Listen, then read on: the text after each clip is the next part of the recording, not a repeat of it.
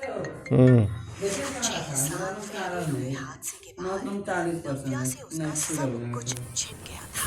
ऋषि मेरी बात सुनिए। ऋषि जैसा तुम सोच लो वैसे कुछ Don't you dare! सब समझ आ रहा है। ये बिस्तर, ये टाई, ये वाइन का गिलास, सब समझ आ रहा नहीं है। दूसरों का नहीं सही बोलते। किधर किधर मुझे शर्म आती है कहते हुए मेरी बेटी को। ये सब कुछ कनिका ने किया है। कनिका ने मुझे फंसाया। चुप! निकल जाओ अभी के अभी इस घर से। वो चंडीगढ़ से बेंगलुरु आ गई थी। इस नए शहर को नव्या ने अपनी मेहनत और काबिलियत से अपना बना लिया था। हर अच्छे बुरे मोड़ को उसने अकेले ही पार करके इन 6 सालों का सफर तय किया था। पापा, नव्या तुम्हें चंडीगढ़ आना है। लेकिन आज अचानक अपने पापा की आवाज सुनकर वो एक झटके में 6 साल पीछे चली गई थी। पापा सच में चाहते हैं कि मैं वापस आ जाऊं? हाँ बेटा। पापा चाहते हैं कि मैं वापस चली जाऊं। पापा सच में मुझे घर बुला रहे हैं। Oh God, oh God। पर क्यों? पापा मुझे वापस क्यों बुला रहे हैं? उन्होंने कुछ बताया भी नहीं। मैं फिर से पूछती हूँ। The number you're calling is currently switched off. Please Switched try off? later. पापा ने मुझे वापस बुलाया। मैं वापस घर जा सकती हूँ। शायद पापा मुझे अपना लेंगे और मुझे माफ कर देंगे।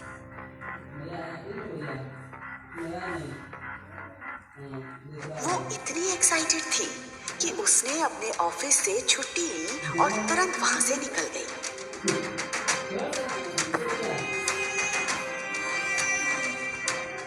कुछ घंटों बाद वो बेंगलुरु एयरपोर्ट पर चेक इन कर रही थी। वो अपने पापा के एक बुलावे पर दौड़ी चली जा रही थी, सिर्फ इस उम्मीद में कि शायद अब उनका रिश्ता फिर से पहले जैसा हो जाए। मम्मा! आरव! कौन? ये आवाज किसी और की नहीं बल्कि आरव की थी। आरव नव्या का बेटा था।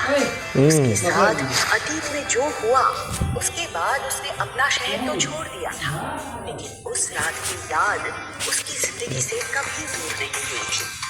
बेंगलुरु शिफ्ट होने के कुछ ही दिन बाद उसे पता चला कि वो प्रेग्नेंट है। मम्मा देखो, हमारा फ्लाइट मिस हो गया।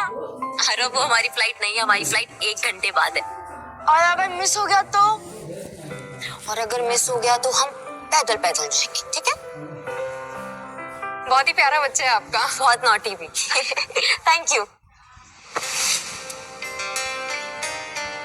नव्या ने जैसे ही ऊपर देखा तो उसके सामने एक 6 फुट का आदमी खड़ा था।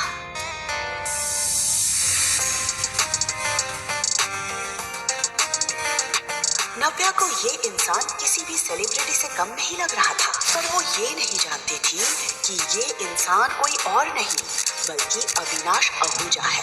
उसने और अविनाश ने एक दूसरे को देखा, लेकिन वो एक दूसरे को पहचान नहीं पाए। वो नहीं जानते थे कि 6 साल पहले जो होटल रूम में साथ थे, आज उन्हें किस्मत ने फिर से सामने लाकर खड़ा कर दिया था। Sorry.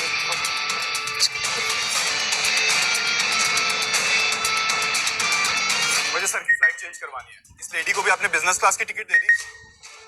Avinash sir business class से ट्रैवल करते क्योंकि उनको डिस्टरबेंस नहीं पसंद है। वो ये बच्चे का शोर सुनते हुए ट्रैवल नहीं कर सकते। या तो आप इनकी क्लास चेंज करिए या अविनाश सर के लिए दूसरी फ्लाइट कीजिए। He just can't travel with kids. Excuse me, क्या कहना चाहते हैं आपके सर? शोर मचा रहा था मेरा बेटा। वो शोर नहीं मचा रहा था, वो मुझसे बात कर रहा था। Really? शशांक, मैम को मेरी तरफ से एक हियरिंग चेकअप का एक पैकेज गिफ्ट करो। या तो इनके कान खराब हो गए हैं या इन्हें ऊंचा सुनने की आदत पड़ गई। नव्या और अविनाश के बीच बहस भड़कती जा रही थी, लेकिन इन सब से अलग आरव का ध्यान तो कहीं और ही था। आरव के हाथ पर एक हार्ट शेप का बर्थ मार्क था। आज ठीक वैसा ही निशान उसे अविनाश के हाथ पर दिखाई दे रहा था। पापा! नव्या और अविनाश दोनों ही आरव के मुंह से ये शब्द सुनकर शॉक्ड रह गए थे। अविनाश एकटक आरव को देख रहा था, न जाने क्यों उसके मुंह से पापा शब्द सुनकर अविनाश को एक अजीब सी फीलिंग हो रही थी। ऐसी फीलिंग जो उसे पहले कभी नहीं हुई थी। रफ, क्या बोल रहे तुम? पापा नहीं है तो मम्मा इज माय डैड।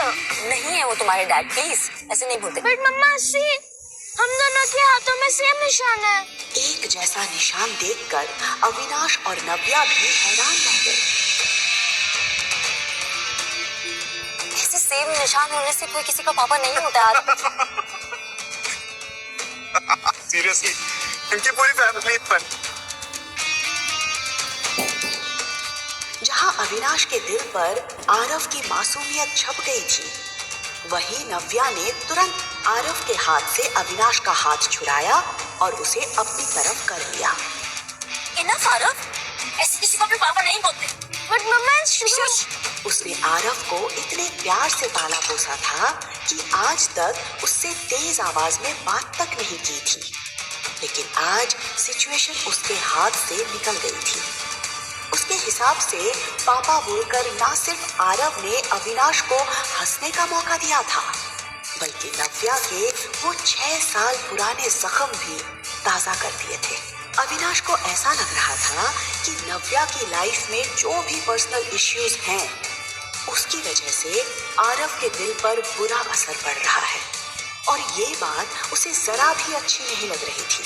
नव्या परेशान होकर सब कुछ संभाल ही रही थी कि तभी अविनाश ने उसे टॉन्ट मारते हुए कहा, जब बच्चे संभालना नहीं आता तो पैदा क्यों करते हो? इंडिपेंडेंट बनने के नाम पे सिंगल पेरेंट बन जाते हो। कभी सोचा बच्चे पे क्या असर पड़ेगा? ये बात नव्या को बहुत बुरी लगी। आज किसी ने उसकी पेरेंटिंग पर सवाल उठा दिया था। तुम्हारी हिम्मत।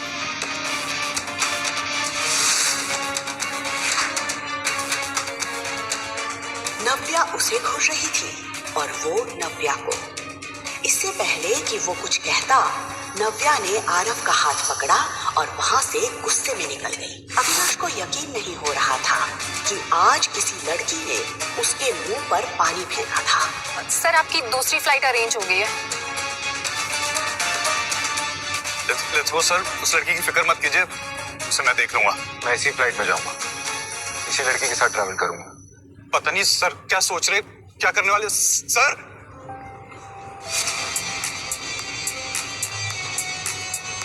सिक्योरिटी चेकिंग के दौरान अविनाश बार बार नव्या को देखे जा रहा था, लेकिन नव्या अविनाश को नजरअंदाज करते हुए आगे बढ़ गई। कुछ घंटों बाद जब फ्लाइट चंडीगढ़ में लैंड हुई, तब तक नव्या सब कुछ भूल चुकी थी। इतने सालों बाद अपने शहर में पैर रखते वक्त उसे ऐसा लग रहा था जैसे उसकी लाइफ में फिर से सब कुछ बदलने वाला था।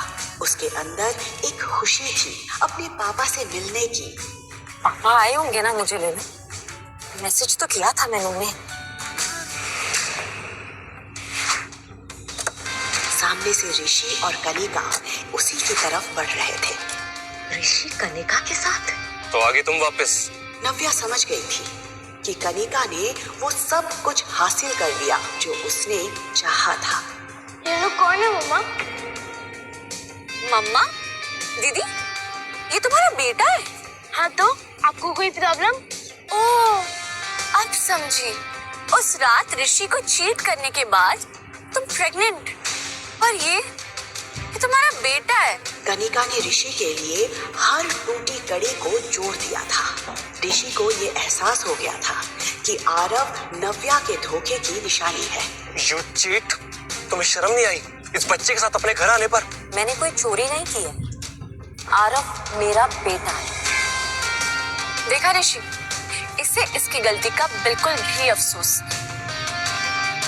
डेविड, इससे कोई भी सवाल करने का कोई मतलब नहीं है। याद है इसने पिछली बार क्या किया था? उसके बाद तो ये कोई भी शर्मनाक हरकत कर सकती है। आई एम श्योर ये बच्चा भी उससे किसी हरकत का नतीजा होगा। इस बच्चे को मेरी आंखों के सामने से ले जाओ, वरना नहीं, मम्मी से दूर रहो। तुम लोग बैठ रह जाओ और मेरी मम्मी से बात भी मत करना।